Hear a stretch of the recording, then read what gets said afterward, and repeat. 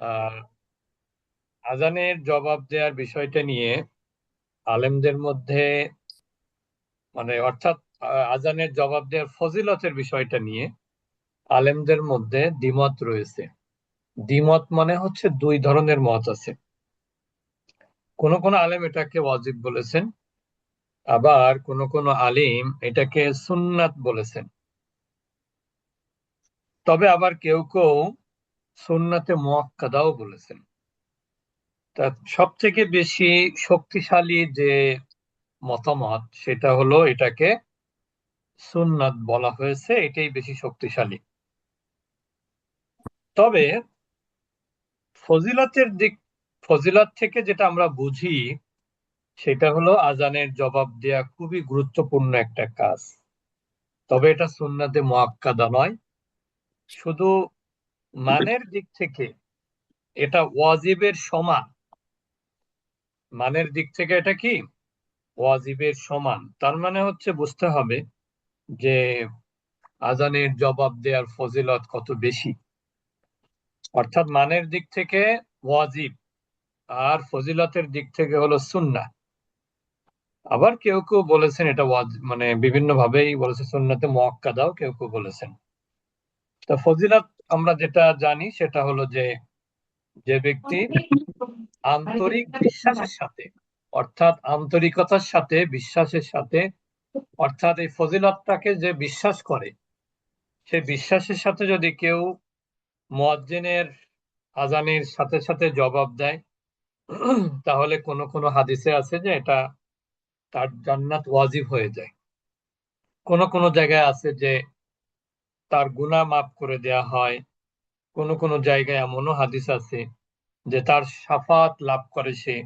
হ্যাঁ, এবং আজানের সময় বিশেষ করে দোয়া কবুল হয়। আজানের সময় দোয়া কবুল হয়। এরপর আমরা চলে যাব যে আসসালাতু খায়রুম মিনান নাওম, এইটা ফজরের সালাতে অতিরিক্ত বলা হয়। তা এর উত্তর কি, এর অর্থ কি? আসসালাতু খায়রুম মিনান নাওম, সালাত বা নামাজ হলো ঘুম থেকে উত্তম। আমরা গত ক্লাসে বলেছিলাম যে খয়ের শুধু উত্তম না, আসলে খয়ের শব্দটা আখিয়ার, আরবিতে ইসমে তাফজিল হয় আফআলু এই প্যাটার্ন থেকে। আরবিতে ইসমে তাফজিল হয় কোন প্যাটার্ন থেকে? আফআলু প্যাটার্ন থেকে। তাহলে খয়রুন শব্দটা আসলে কি হওয়ার কথা ছিল? আখিয়ারু। কিন্তু খয়রুন শব্দটা এমন একটা শব্দ যে এই শব্দটা আসলে আখিয়ারুরই অর্থ দেয়। অর্থাৎ খয়ের মানে হচ্ছে সর্বোত্তম। আমরা মনে হয় গত ক্লাসে বলেছিলাম যে আল্লাহ রসুলের কাছে সাহাবীরা এসে জিজ্ঞেস করতো যে আল্লাহ রসুল আইউল ইসলাম খয়র, ইসলামের মধ্যে কোন কাজটা সর্বোত্তম? এখানে কিন্তু আইউল ইসলাম খয়র বলে সর্বোত্তম বোঝানো হয়েছে। তাহলে এখানে বলা হচ্ছে যে আপনি ঘুম বা অন্যান্য সকল কাজ থেকে ফজরের যে আজানটা হয়, ফজরের যে সলাৎটা হয়, এই সলাতের গুরুত্ব এত বেশি। আপনারা হয়তো বা জেনে থাকবেন যে আমরা যখন আহ, সফরে থাকি তখন কিন্তু নামাজকে কসর করা হয়। তা সেখানে যেখানে 4 রাকাতের জায়গায় 2 রাকাত করা হয়, সেখানে তো সুন্নাতের বিষয়টা অত গুরুত্বপূর্ণ থাকে না। কিন্তু ফজরের যে সুন্নাত, এইটার কিন্তু অনেক গুরুত্ব। এবং আপনারাও এটাও জানেন আল্লাহ রসুলের কিন্তু একবার ফজরের সালাত কাজা হয়ে গেছিল। এটা আল্লাহর পক্ষ থেকে একটা আল্লাহ করিয়েছেন তাকে দিয়ে। কোন একটা যুদ্ধে যাওয়ার সময় ওই তানারা যেখানে ঘুমিয়েছিলেন আর কি, সেখান থেকে অনেক রাতে পৌঁছানোর কারণে ঘুম থেকে উঠতে দেরি হয়ে গেছিল সাহাবীদের সবার, আল্লাহ রসুল সহ। পরবর্তীতে তিনি কি করেছিলেন জানেন? আমরা তো অনেক সময় দেরি হলে কি করি, সুন্নাত পড়ি না, ঠিক না? কাজা করলে সুন্নাত পড়ি না, অনেকে শুধু ফরজটা পড়ে আমরা মনে করি এটাই যথেষ্ট। আল্লাহ রাসূল কি করলেন, ওই কাজা অবস্থায় উনি ফজরের সুন্নাত আগে পড়লেন, তারপরে ফরজ পড়লেন। এটা দ্বারা আমার বলার উদ্দেশ্য হলো যে ফজরের সুন্নাতের কিন্তু অনেক গুরুত্ব রয়েছে। এবং আপনারা জানেন যে ফজরের সুন্নাতের ক্ষেত্রে কোন কোন সূরা আল্লাহ রসুল পড়তেন সে ব্যাপারেও কিন্তু হাদিসে মোটামুটি একটা ধারণা পাওয়া যায়। সেটা হলো প্রথম রাকাতে সূরা আল কাফিরুন, দ্বিতীয় রাকাতে সূরা ইখলাস। তা আমার এটা বলার উদ্দেশ্য হলো যে ফজরের সালাত এত গুরুত্বপূর্ণ, এই জন্য কিন্তু বলা হয়েছে কি as-salatu খায়রুম মিনান নাওম। তো যদি কারোর উঠতে অসুবিধা হয়, উঠতে যদি দেরি হয়ে যায়, তাহলে সে কি করবে? যখন উঠবে তখন সে ফজরের সালাত আদায় করে নিবে। আমরা এরপরে চলে যাব, যদিও এখানে ধারাবাহিকতা একটু অন্যভাবে দেয়া। আমরা একটু একামতের যে শব্দটা, এইটা আমরা একটু বলে আমরা চলে যাব আজানের দোয়া। আজান আজানের দোয়ার কথা বলা হয়েছে। কদ কমাতিস সালাহ, ও এখানে উত্তর কি হবে? as-salatu খায়রুম মিনান নাওম। সাধারণত যেটা হাদিসের মর্মার্থ যেটা, তার আলোকে as-salatu খায়রুম মিনান নাওম বলাটাই কিন্তু কি উত্তম। তবে কেউ কেউ বলেছেন সদাক্তা ও বারর্তা, এই কথাটার ব্যাপারে আবার কেউ কেউ দ্বিমত পোষণ করেছেন। তার কারণ হলো সদাক্তা ও বারর্তা, আল্লাহ তো সবসময় সত্যই বলেন। এই কথা বললে কেমন যেন মনের মধ্যে একটা জিনিস আসে। সেটা কি আসে বলেন তো? যে আল্লাহ তাহলে কি, নাউজুবিল্লাহি মিন যালিক, আল্লাহ তাআলা কি কি তাহলে সত্য মিথ্যা, নাউজুবিল্লাহ বলা মুখে বলাই যায় না। এই জন্য কোন কোন আলেম ওলামা বলেছেন যে সাদাক্তা ও বাররতা এটা না বলাই ভালো। বরং যেহেতু হাদিসে আছে মুয়াজ্জিন যা বলে তুমি তাই বলো, হাদিসটা কিন্তু এরকম। হ্যাঁ, হাদিসটা কেমন? এরকম যে মুয়াজ্জিন যা বলে এটা তুমি বলো। এখন দেখেন সদাক্তা বাররতা যদি আপনি বলেন, তাহলে কথাটা এরকম আসছে যে তুমি সত্য বলেছো, তুমি ন্যায় কাজ করেছো। এটা মানে একদিক থেকে মানে আপনার মুয়াজ্জিনকে বলা হচ্ছে যে তুমি সত্য বলেছো, তুমি কি বলেছো, তুমি ন্যায় কাজ মানে কাজটা করেছো, এই কথা বোঝায়। এই জন্য কেউ কেউ বলেছে যে এইটা আবার আহ না বলা ভালো, কেউ কেউ বলেছেন। তবে আপনারা চাইলে দুইটাই বলতে পারেন। তবে হাদিসে আমি বারবার বলছি যে হাদিসে কিন্তু হাইয়াল সালা হাইয়াল আল ফালা বাদে বাকি সব জায়গাতে মুয়াজ্জিন যা বলবে, আপনার যিনি জবাব দিবেন তিনি তাই বলবেন। এরপরে দেখেন হাইয়াল আল ফালার পরে যখন একামত দেওয়া হয়, তখন কিন্তু মুয়াজ্জিন সাহেব বলেন কি কদ কমাতিস সালাহ, অর্থাৎ নামাজ কি হয়েছে? দাঁড়িয়েছে। অর্থাৎ আমরা নামাজে দাঁড়িয়ে গেছি। তখন সে জবাবে কদ কামাতিস সালাহ বলবে। এরপরে আমরা আসছি আজানের পরে যে দোয়া পড়া হয়, দোয়াটা আপনারা অনেকেরই আপনাদের মুখস্থ আছে। তো এই দোয়ার ব্যাপারে হাদিসে কি বলা হয়েছে? রাসূলুল্লাহ সাল্লাল্লাহু আলাইহি সাল্লাম আজান ও একামতের যে জবাব এবং আজান পরবর্তী দোয়া যে আমরা পাঠ করে থাকি, এই দোয়া পাঠের অনেক ফজিলত বর্ণনা করেছেন। যেমন তিনি বলেছেন যে যে ব্যক্তি মুয়াজ্জিনের পিছে পিছে আজানের বাক্যগুলো অন্তর থেকে পাঠ করে, এটা তো গেল, সে জান্নাতে প্রবেশ করবে, মুসলিম শরীফের হাদিস।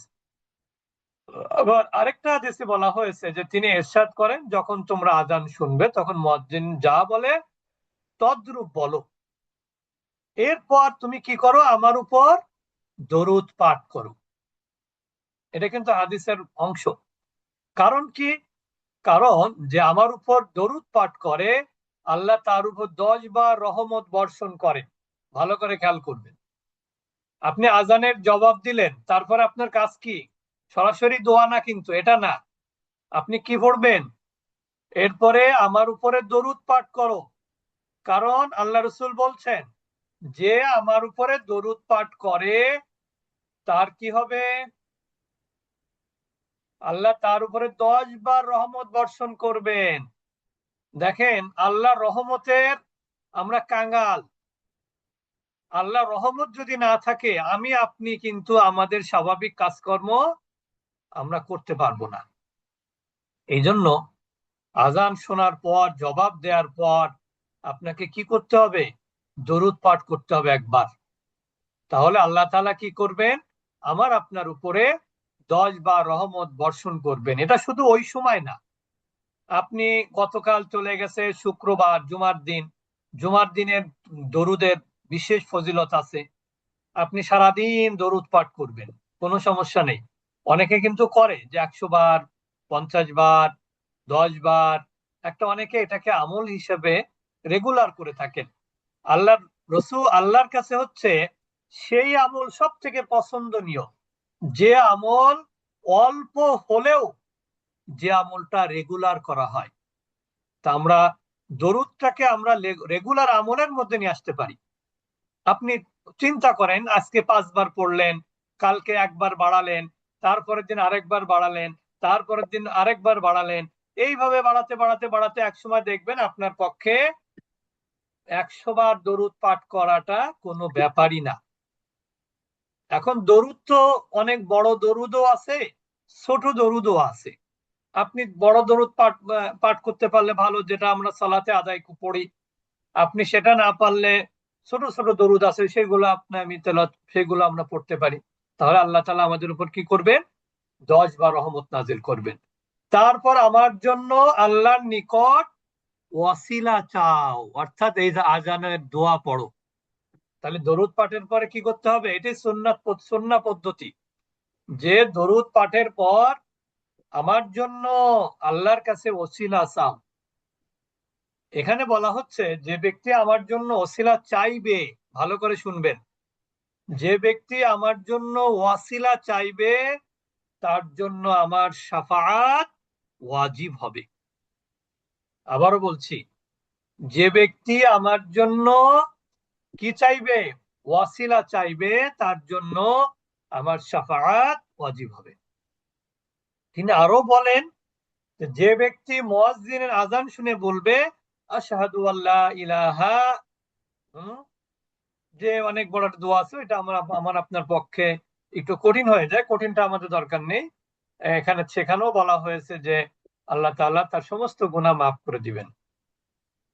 তা এই যে যে দোয়ার ফজিলত, যেটা এই ফজিলতের কথা আমরা অবশ্যই মনে রাখবো।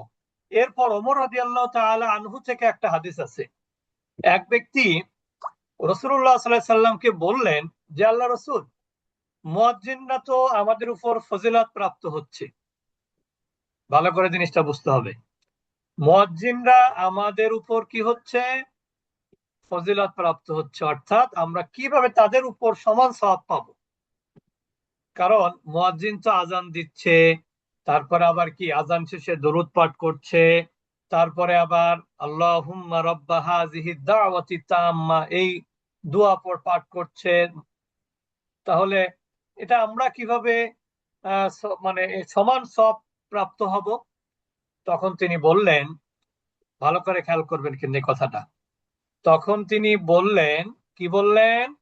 মুয়াজ্জিনরা যেরূপ বলে তুমিও তদ্রূপ বলবে।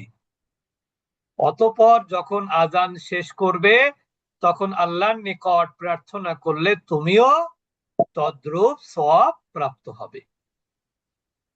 আর ইকামতের জবাবও কিন্তু আজানের মতন করেই দিতে হবে। বুঝতে পেরেছেন? ইকামতের জবাব কি করতে হবে? আজানের মতন করেই দিতে হবে। যদিও হাদিসে কিন্তু একামত এইভাবে কোনো শব্দ নাই। হাদিসে কি নাই? একামত বা আকামত এই ধরনের কোন শব্দ হাদিসে নাই। বরং দুইটাকেই হাদিসে আজান বলা হয়েছে। একটা হচ্ছে মানুষকে মসজিদের দিকে আহ্বান জানানো, এটা একটা আজান। আরেকটা হলো কি জামাতের সাথে জামাতে শরীক হওয়ার জন্য আরেকটা আজান। এটা হাদিসে এই ধরনের বাক্য আছে। তাহলে আমরা কি জানলাম? আজানের পরের দোয়ার ফজিলত কি কি জানলাম, একটু আমরা খেয়াল করি। অর্থাৎ যে ব্যক্তি আজানের পর সুন্নাহ অনুযায়ী, অর্থাৎ আজানের পর দরুদ পাঠ করবেন, তারপরে দোয়া পাঠ করবে, কিয়ামতের দিন রসুলের সুপারিশ তার জন্য কি হবে? ওয়াজিব হয়ে যাবে। আরেকটা জিনিস মনে রাখবেন, যে আজান ও একামতের মধ্যবর্তী যে সময়, এই সময় যদি কেউ দোয়া করে তাহলে তার দোয়াকে ফিরিয়ে দেওয়া হয় না। বলেন সুবহানাল্লাহ। হ্যাঁ। তাছাড়া কি আমরা বলেছি যে আজানের জবাব দেয়া এবং দোয়ার মাধ্যমে আল্লাহ তাআলা আমাদেরকে কি করবেন? গুনাহ মাফ করে দিবেন। এরপরে কি হবে? এই যে যে দোয়া আছে আজানের পরে, হ্যাঁ, এই দোয়া পাঠকারী 10টি গুনাহ আল্লাহ মাফ করে দিবেন, 10টি নেকি দেয়া হবে, এবং তার 10টি মর্যাদা আল্লাহ তাআলা কি করে দিবেন? বাড়িয়ে দিবেন। সুতরাং এই বিষয়গুলো আমরা কিন্তু অনেক সময় শুনি, কিন্তু আমাদের আমল করা হয় না। এখন বলতে পারেন আমরা তো মহিলারা মহিলারা কিন্তু আমল করতে পারেন। কিভাবে পারেন? আপনি আজানের জবাবটা তো আপনারা শিখলেন। এরপরে আজান শেষ হয়ে গেলে আপনি একবার দরুদ পাঠ করে নিবেন। দরুদ পাঠ করে নেওয়ার পরে আপনি পড়বেন আল্লাহুম্মা ওসিলা। এটা কিন্তু ওসিলা। আজানের শেষে দোয়াটাকে কি বলা হয়েছে? ওয়াসিলা। দেখেন এখানে শব্দ আছে ওয়াসিলা। আল্লাহুম্মা রব্বা হাযিহি দাওয়াতি তাম্মা ওয়াস সালাতিল কাইমা আতি মুহাম্মাদানিল ওয়াসিলাতা ওয়াল ফাদিলা ওয়াবআসহু মাকামান মাহমুদানিল্লাযী ওয়া'আদতা ইন্নাকা লা তুখলিফুল মিয়াদ। এই শেষের অংশটা অনেকেই, কোন কোন ওলামা ইকরামরা এটা বলতে নিষেধ করেছেন। তার কারণ কি জানেন? এর অর্থ কি? এর অর্থ হচ্ছে নিশ্চয়ই তুমি ভঙ্গ করো না। অঙ্গীকার। এই কথা কি আল্লাহকে বলা যায়? এই জন্য কেউ কেউ এটাকে নিষেধ করেছে। যেহেতু আমাদের বইতে আছে, এই জন্য আমরা অর্থ সহ পড়ার চেষ্টা করব। তাহলে আল্লাহুম্মা, হে আল্লাহ। যত জায়গায় আল্লাহুম্মা পাবেন সব জায়গায় অর্থ কি হবে? হে আমার আল্লাহ। বুঝতে পেরেছেন? হে আমার কি হবে? হে আমার আল্লাহ। এখানে যদিও লিখি নাই, হে আল্লাহ লিখেছে, একই কথা। রব্বা, হে আমার আল্লাহ। আসলে রব্বা হাযিহি দাওয়াতি তাম্মা। আসলে রব্বা যেখানে থাকে, এখানে আসলে একটা ইয়া গোপন থাকে। রব্বা থাকলে সেখানে কি গোপন থাকে? উস্তাদ জি, রব্বিতে ইয়া গোপন থাকে না, নাকি রব্বাতেও সব থাকে? জায়গায় সব রব্বার জায়গায়, রব্বির জায়গায়, সব জায়গায় ইয়া গোপন থাকে। আচ্ছা, বুঝতে পেরেছেন? জি জি। আমার তার কারণ একটা এই জবরে গোপন থাকে এটা জানা ছিল না, ইয়াতে গোপন থাকে এটা জানতাম। না না, আমি একটা জিনিস দেখেন, যারা গ্রামার বোঝেন তারা একটু খেয়াল করবেন। দেখেন আমরা কিন্তু ইয়াটাকে কি বলা হয়? হরফে নিদা। হরফে নিদার আমল কি? হরফে নিদার আমল হচ্ছে এর পরে যদি কোনো ইসেম যদি মুফরাদ হয়, মুফরাদ আসে ও একক, ইয়েস, এইবার তাহলে বুঝছি। সেটা কি হয়? পেশ হয়। বেশ হয়। যেমন ইয়া রহিমু, ইয়া রহিমু, অথবা ইয়া আল্লাহু। এখানে কেউ বলবে না যে ইয়া আল্লাহ। বুঝতে পেরেছেন? এবার এবার জি আমরা জি, আসি। এইবার ক্লিয়ার হয়েছে ওস্তাদ যে কেন জবর এবার হয়েছে। দেখেন রব্বা কিভাবে হলো। রব্বা, রব্বা, দেখেন যত জায়গায় কোরআনে দোয়া আছে, রব্বানা আতিনা, হ্যাঁ আছে না? রব্বানা, এটা কি মুদাফ মুদাফ ইলাইহি না? জি। রব্বানা একটা কি মুদাফ মুদাফ মুজাফ। ইলাইহি। খেয়াল করেন, রব্বানা মুজাফ, না ইলাহি মুজাফ ইলাইহি। রব্বানা, রব্বাটা মুদাফ, নাটা মুদাফ ইলাইহি, তার মানে এটা কিন্তু মুফরাদ না। এখানে নিয়মটা হচ্ছে হরফে নিদার পরে যদি মুনাদাটা যদি মুদাফ হয়, কি বললাম? মুজাফ হইলে জবর। মুনাদাটা যদি মুদাফ হয়, তাহলে মুদাফটা জবর বিশিষ্ট হবে। তাহলে এখানে রব্বাটা মুদাফ জবর হয়েছে। আবার দেখেন এখানে এই যে রব্বা, এটাও কিন্তু মুদাফ। এই বাকি অংশটা কি? মুদাফ ইলাইহি। এই জন্য এটাও কি হয়েছে? জবর হয়েছে। এবার আপনাদের মনে প্রশ্ন জাগতে পারে, তাহলে রব্বি যেখানে আছে, হ্যাঁ, রব্বি। এখানে কি হয়েছে? আসলে এখানে একটা ইয়া ছিল, রব্বি ছিল, কিন্তু এটা কি হয়ে গেছে? বিলুপ্ত হয়েছে। বিলুপ্ত হয়ে গেছে। কিন্তু এর আগেও কি ছিল? ইয়া ইয়া। রব্বি। এখন প্রশ্ন হলো, রব্বি জের হলো কেন? এর আগে তো সব জবর ছিল। আমরা একটা নিয়ম জানি যে ইয়া মুতাকাল্লিম যদি কোনো নাউনের শেষে থাকে, তার আগের অক্ষরে কি হয়? জের হয়। জের হয়। বুঝতে পেরেছেন এবার নিয়মটা? তো এই জন্য এখানে রব্বাটা কিন্তু মুদফ। এটা আসলে এর আগে একটা কি আছে? ইয়া রব্বা। নাহলে একটা প্রশ্ন আসে না, রব্বা হলো কেন? রব্বা হওয়ার তো কোনো কারণ নাই এখানে। এখন কারণটা কি? এর পূর্বে একটা ইয়া গোপন আছে। তার মানে এখানে হচ্ছে হে আল্লাহ, হে আমার রব। আল্লাহ আল্লাহ আল্লাহ আমার কি? রব। যেমন আমরা অনেক সময় কি বলি যে রফিক তুমি আমার বন্ধু হয়ে এই কাজটা করলে, আমরা বলি না? প্রথমে রফিকও কি বলি? বললাম, আবার নাম বলি। রফিকও বললাম, বন্ধুও বললাম। রফিকও বললাম, বন্ধুও বললাম, তাতে এটা কি এমফাসিস হয়, ঠিক না? আমি যদি বলি আহ মানে আমরা দেখেন খুব আপনজনের নাম বলি, যে করিম তুমি আমার বন্ধু, চলো আমরা একসাথে পিকনিকে যাই। এই যে রফি নাম ধরে তারপরে সম্পর্কটা বললাম। এখানে আল্লাহর কথা বলার পরে আল্লাহর সাথে আমার যে সম্পর্ক, আল্লাহ হচ্ছেন কি? রব, প্রতিপালক, ঠিক না?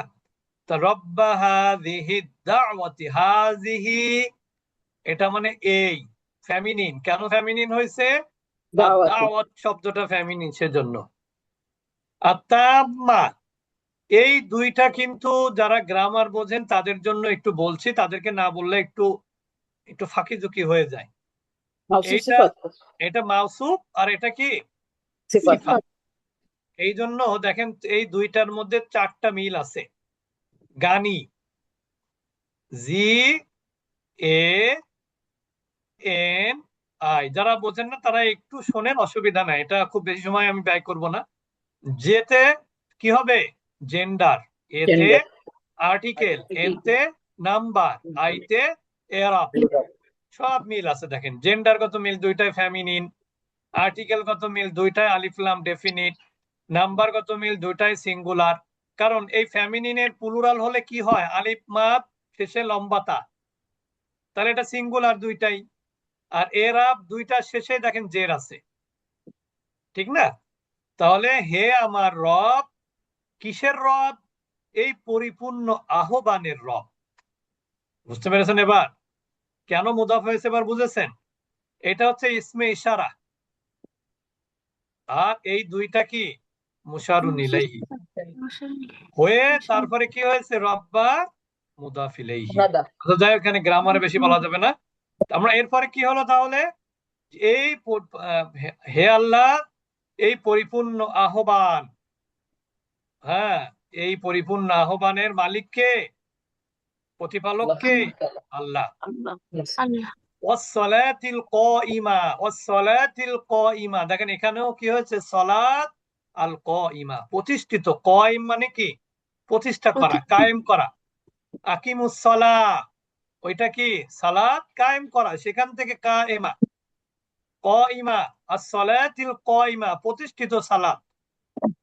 অর্থাৎ তুমি এই প্রতিষ্ঠিত সালাত এবং এই পরিপূর্ণ আহ্বানের প্রতিপালক হে আল্লাহ।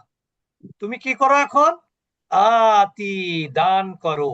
এত সময় কিন্তু আল্লাহর গুণাগুণ বর্ণনা করা হলো।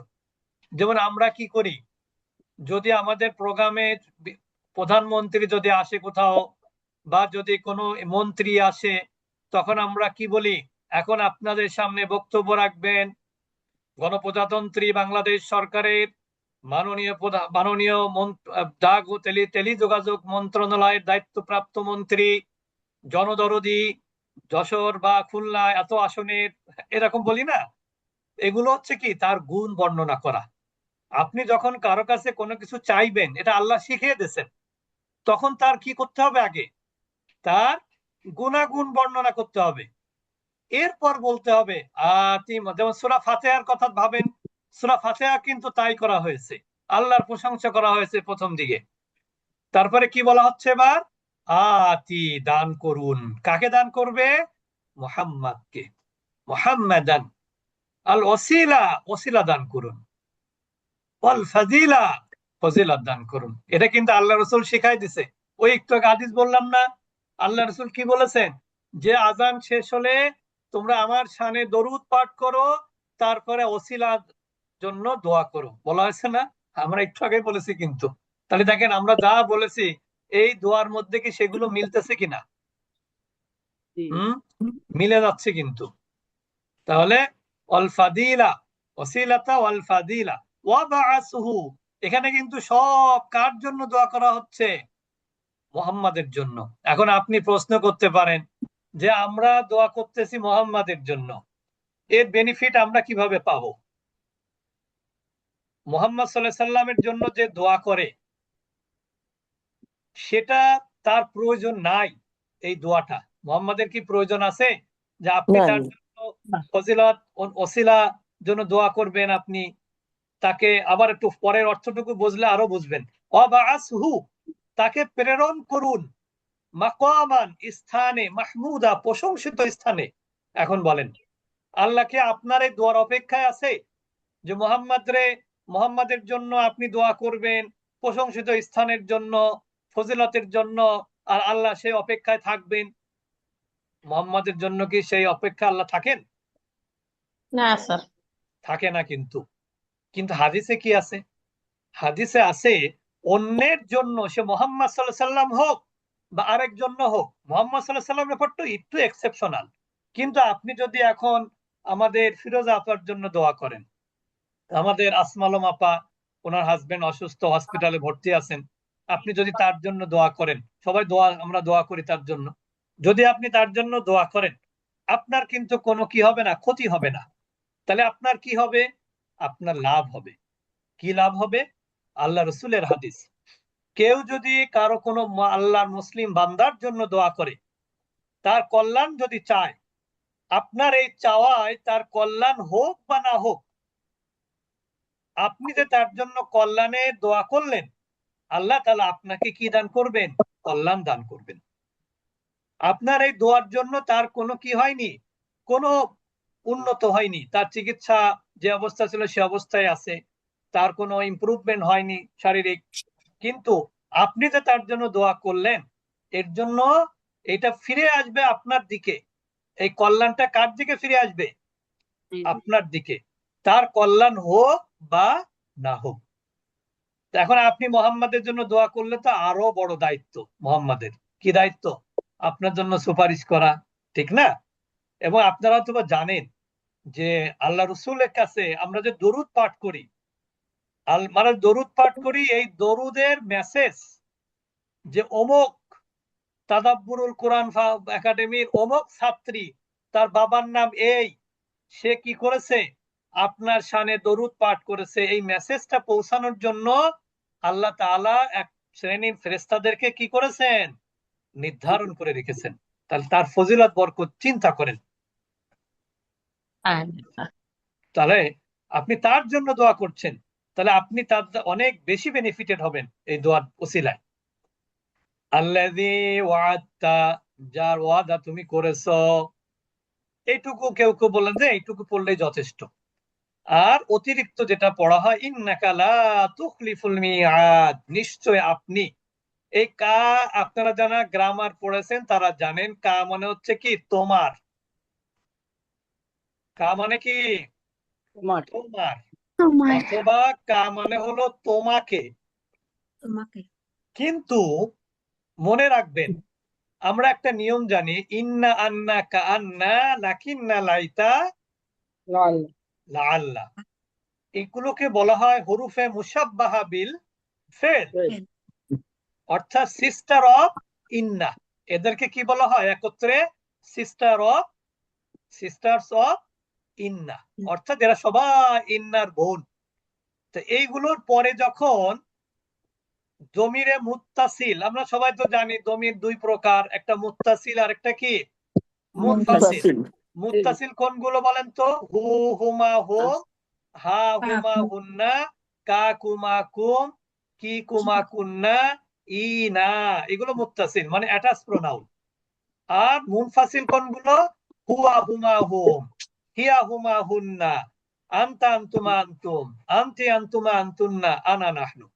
এখন যখন ইন্না বা এই সমগোত্রীয় যা কিছু আছে এটার পরে যদি দমিরে মুত্তাসিল হয়, দমিরে মুত্তাসিলের কায়ের অর্থ হলো আমি যেটা বললাম সেইটা, কিন্তু নিয়ম হচ্ছে ইন্নার পর যদি দমিরে মুত্তাসিল আসে তাহলে অর্থ হয় মুনফাসিলের।